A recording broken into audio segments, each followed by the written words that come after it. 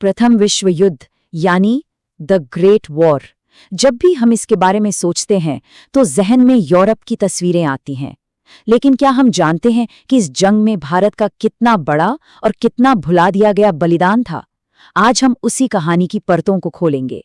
एक ऐसी कहानी जिसने लाखों जानें लीं और भारत की तकदीर हमेशा के लिए बदल दी।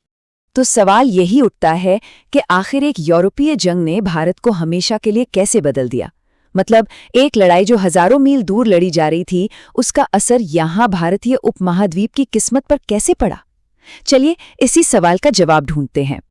अब देखिए, भारत के रोल को समझने से पहले ये समझना जरूरी है कि ये लड़ाई शुरू ही क्यों हुई। आखिर हुआ क्या था उस वक्त?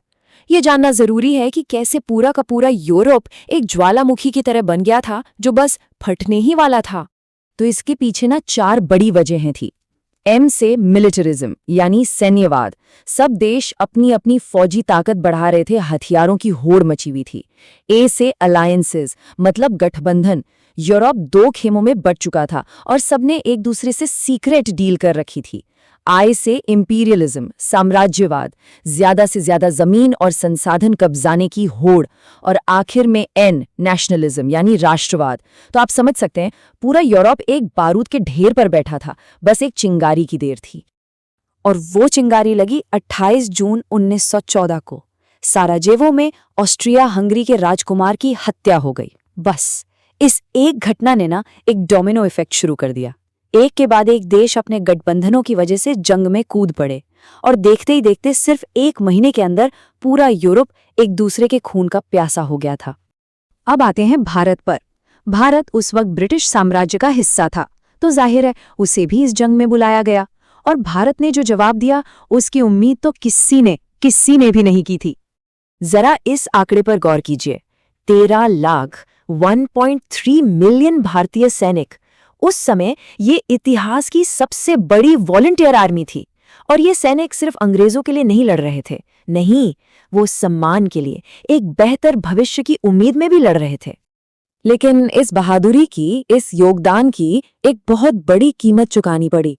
74,000 से ज्यादा भारतीय सैनिकों ने अपनी जान गंवा दी। सोचिए, ये सिर्फ एक नंबर नहीं है, ये वो जिंदगियां हैं जो किसी और की लड़ाई में विदेशी जमीन पर हमेशा के लिए खो गईं। और उनकी बहादुरी का लोहा तो सबने माना। 11 भारतीय सैनिकों को विक्टोरिया क्रॉस से नवाजा गया। ये ब्रिटिश साम्राज्य का सबसे बड़ा मिलिट्री सम्मान था। ये उनकी बेमिसाल हिम्मत का सबूत है। तो सवाल ये है कि ये सैनिक लड़े कहाँ? क्या सिर्फ एक जगह? नहीं, बिल्कुल नहीं। उनका बलिदान किसी एक मोर्चे, किसी एक देश तक सीमित नहीं था। भारतीय सैनिकों ने दुनिया भर में अपनी छाप छोड़ी। फ्रांस और बेल्जियम की कीचड़ भरी खाइयों से लेकर मेसोपोटामिया यानी आज के इराक के जलते रेगिस्तानों तक, और तो और पूर्वी अफ्रीका के घने जंगलों में भी वो लड़े। सिर्फ लड़ाकू सैनिक ही नहीं, बल्कि उन्होंने मेडिकल सर्विस, कंस्ट्रक्शन, सप्लाई, हर जरूरी काम में अपना योगदान दिया। उनका ये योगदान सच में ग्लोबल था। चलिए अब जंग के मैदान से वापस भारत आते हैं। यहाँ क्या हो रहा था? इस वफादारी की कीमत क्या थी? मतलब इस जंग ने भारत से क्या छीना और उसे क्या मिला? ये सवाल थोड़ा पेचीदा है। आइए जरा इसका हिसाब किताब देखते हैं। पहले बात करते हैं नुकसान की। 74,000 से ज्यादा मौतें तो थीं ही। इसके अलावा भारत पर ब्रिटेन की जंग का भारी आर्थिक बोझ पड़ा। देश के सारे संसाधन जंग की तरफ मोड़ दिए गए। नतीजा, देश में भयानक महंगाई और खेती का संकट। आम आदमी की कमर टूट गई थी। और सबसे बड़ा धोखा तो तब हुआ जब जंग खत्म हुई। भारत को उम्मीद थी कि अब कुछ अधिकार मिलेंगे, स्वशासन मिलेगा। लेकिन मिला क्या? रॉलेट एक्ट, एक ऐसा काला कानून जो अंग्रेजों को बिना किसी मुकदमे के किसी को भी जेल में डालने की ताकत देता था। ये एक बहुत बड़ा विश्वासघात था। लेकिन कहानी में एक और मोड़ था। इतनी बड़ी कीमत चुकाने का एक ऐसा नतीजा निकला जिसकी किसी को उम्मीद नहीं थी। इस जंग ने अनजाने में ही भारत की आजादी की लड़ाई की आग को और तेज कर दिया। तो ये कैसे हुआ? चलिए अब सिक्के का दूसरा पहलू देखते हैं।